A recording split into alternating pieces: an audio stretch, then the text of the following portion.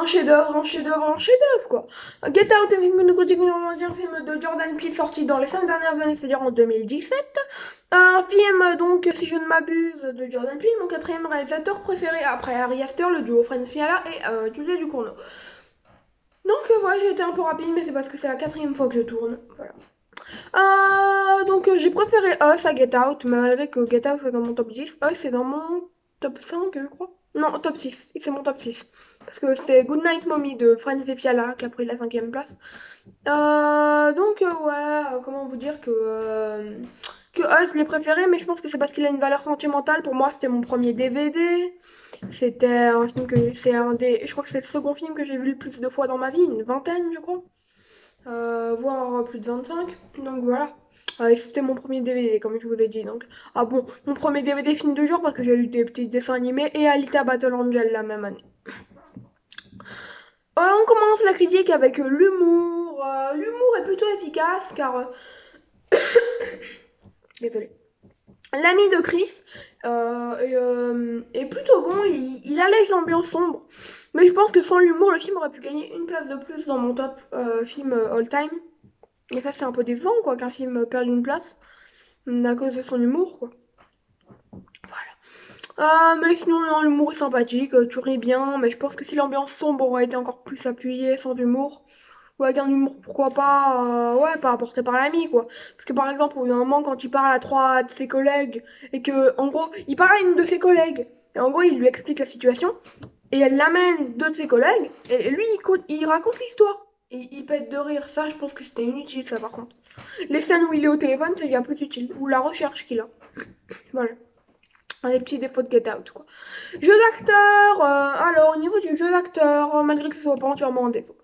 Daniel Kaluuya, Alison Williams, Catherine Keener, Bradley Whitford, Caleb Landry Jones, incroyable. Même si Daniel Kaluuya s'en sort très bien, Alison Williams force peut-être un peu son jeu vers la fin, malgré que je remarquerai un coup de téléphone où elle est plutôt bien. En plus, elle joue bien parce qu'elle joue quand même la personne qui, ça se voit qu'elle est froide même quand tu ressens dans sa voix. Betty Gabriel, Marcus Anderson assez flippant. Laiket Stanfield aussi, waouh. Steven Root, très efficace. Voilà. D'ailleurs, Steven Root, son rôle le plus connu c'est celui de Get Out alors qu'il a joué dans 110 films. Enfin, son meilleur rôle. Parce qu'il a joué dans plein d'autres films. Donc, il a joué dans beaucoup trop de films. Ah ouais, il a joué dans plein de films. Bref, passons. Ensuite, bah, comme je vous l'ai dit, Caleb Landry Jones, Alison Williams. Voilà, on a un casting de roi. Un casting de roi. Au niveau des personnages, les personnages sont assez flippants, les antagonistes, ouh là là là là là là, il est flippé. Une construction d'une force, mais ça te prend. Il y a une tension au niveau des personnages. En fait, la tension se crée même avec les personnages, quoi. Les personnages sont très bien construits, le personnage principal est attachant, et on veut le voir s'en sortir, quoi. On veut le voir s'en sortir là-dedans. Et on a même de la tâche pour les personnages de Georgina et Walter, quoi. Tu te dis, mais eux, qu'est-ce qu'ils vont devenir, quoi. Sauf qu'en fait, bah, tu découvres à la fin que bah, ils vont jamais s'en sortir pour une raison qui serait trop spoilante. Déjà, là, je vous ai pas mal spoilé en disant ça, même s'il est déjà sorti, j'aime pas trop spoiler. Mais bref, en gros, là, il y a un... Et si je vous dirais plus, ce serait du pur spoil. Parce que ouais, franchement, ce qu'elle dit à la fin, Alison, quand en gros, il y a un truc avec Georgina, je crois. Georgina ou Walter, je me rappelle plus. Et en gros elle dit un truc. Non, elle le dit pour les deux, même. Elle le dit pour les deux. C'est pour ça que j'hésitais. Mais ouais, franchement, ça m'a étonné. Sinon, au niveau de l'histoire, le récit est le plus intelligent et divertissant à la fois, avec un mélange, mais d'une puissance, parce que c'est intellect, c'est divertissant. Et le sous-texte, non mais excusez-moi, le sous-texte est extrêmement fort, ça se voit, c'est du Jordan Peele, quoi. C'est du pur Jordan Peele. Les personnes ne pourront répéter ça, je l'espère, parce que c'est Jordan Peele, sa marque de fabrique. Donc, si vous voulez faire de la Jordan Peelisation, comme j'aime appeler ça, vous pouvez le faire, mais faites à votre manière, quoi, faites à votre façon. Donc, copier-coller pas. Petit conseil du matin, parce qu'il est 10h46 de mon côté. Au niveau du scénario, alors j'ai écrit deux choses sur le scénario. Un scénario très bien construit, un renouveau du sous-texte, hein. Toujours Get Out, franchement, il fait partie des plus grands quoi. Au niveau scénaristique, les dialogues sont très bien gérés, on croit à tout sans problème. La construction du film est littéralement en béton. On est sur une maison faite en béton, faite en titane, faite, y a quoi d'autre, faite en diamant. On est sur vraiment une maison, mais très très solide. Vous savez, j'aime bien faire référence à des maisons quand je parle de la construction d'un film. Bref. Bah là, je trouve que c'est extrêmement solide, mais d'un solide très fort. On y croit vraiment jusqu'au bout. Deux, j'ai noté quoi. Le récit avance lentement et sûrement. En fait, ça qui est bien, c'est que le récit il avance lentement, il prend beaucoup de risques, mais il est sûr quand même. Tu sais qu'il sait ce qu'il veut. Et ce qui est bien, c'est que c'est le meilleur film Blumhouse avec Us. Je dirais qu'en fait, en tout cas, ils font partie des meilleurs films Blumhouse. Il y a The Hunt aussi qui était très bon, tricky.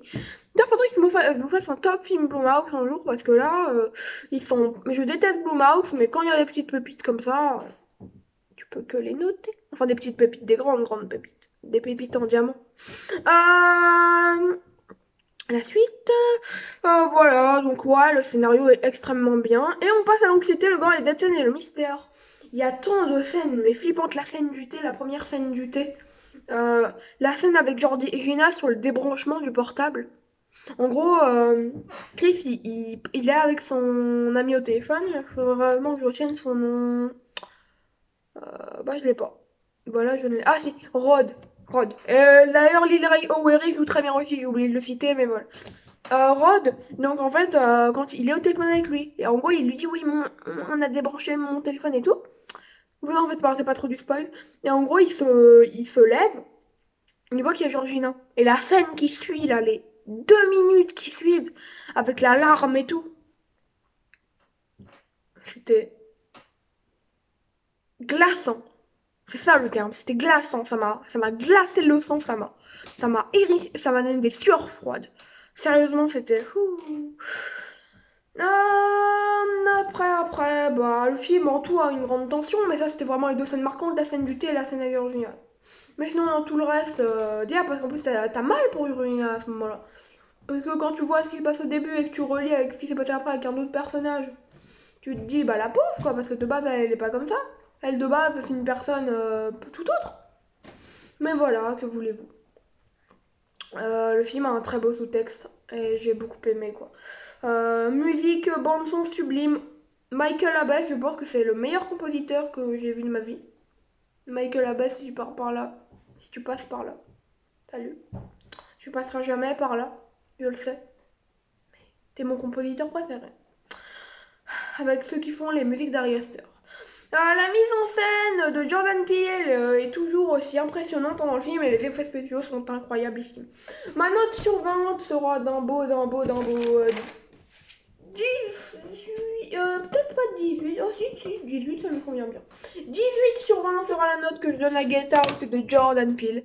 Il y a des petits défauts juste au niveau de l'humour et 2-3 trucs quoi, mais sinon le film est très très bon quoi. Mais voilà, le seul qu'on pourra reprocher l'humour c'est que voilà, on est quand même sur sur un premier long métrage, ça peut pas être parfait. Le seul premier long métrage que j'ai vu qui était très très bon c'est Lemb de Valdemar Johnson. Je l'ai revu une troisième fois récemment. Petit aparté, mais le film est. Le seul truc qu'on pourrait reprocher à Lem, c'est que c'est un film qui ne dure qu'une fois. Que pour un seul truc, le reste tout marche. T'as beaucoup moins d'émotions au second visionnage, mais après au troisième visionnage, c'est pareil que pour le deuxième. Mais j'ai pas pleuré au deuxième ni au troisième. J'ai pleuré que au premier.